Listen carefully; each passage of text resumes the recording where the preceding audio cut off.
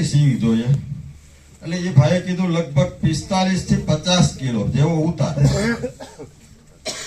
વાતને સમજો, બધાને કામ આવશે. જે મિત્રો આરસીએમ માં છે એને તો ખાસ, અને જે નથી એને પણ ખાસ. તમે શું ખાવ છો? મામા અત્યારે ટેકાના ભાવ શું છે? 1485. અમારા ભેસાણમાં આજ જ માલ લખાણો 1485. 45 કિલો ના કેટલા થાય? ચાલો ઘણો ફટાફટ.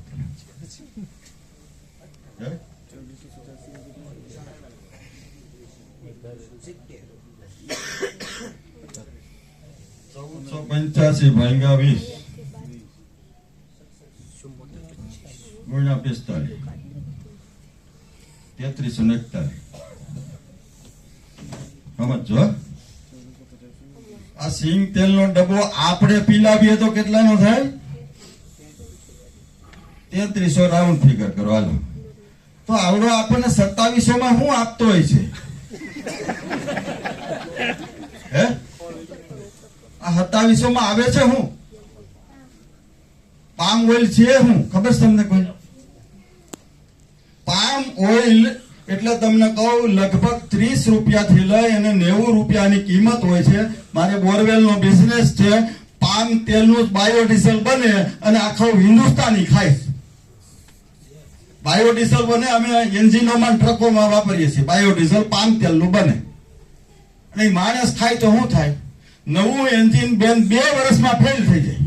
અમારું નવું એન્જિન હોય ને, એના પંપ છે, નોઝલો છે, 2 વર્ષમાં ખલાસ.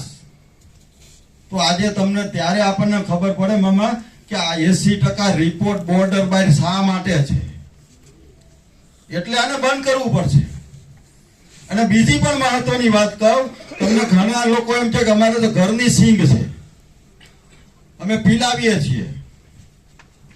પણ કદાચ તમારી વાતને સમજવા માટે એક વાત કરું કે તમારી પોતાની ઘરની ભગડી ભાઈ નવ સુંદરી હોય અને ખોળ કપાસિયા ખાતી હોય, એનું શુદ્ધ દૂધ હોય ને ઘી બનાવો, ઈ ઘી અને ગામના ગરીબ ભરવાડની ગૌઠી ગાયનું ઘી, તો બરાબર કહેવાય? કયું શ્રેષ્ઠ? ગાયનું. ભેંસી તો ભેંસ જ. તો જે સિંગ તેલના જે ગુણધર્મો છે એ ક્યારેય બદલાતા નથી. અને બીજી ખૂબ મહત્વની વાત તમને કરું, જે પેસ્ટિસાઇડ દવાઓ છે, જે આપણે મુંડાઓને જે લોકો સિંગ વાવતા છે એને ખબર હશે. હું ખેડૂતનો દીકરો છું, મારા પપ્પા સાથે મેં પણ કામ કર્યું છે. આજે મારા ભાઈ કઈ કઈ દવા છાંટે છે એ પણ મને ખબર છે.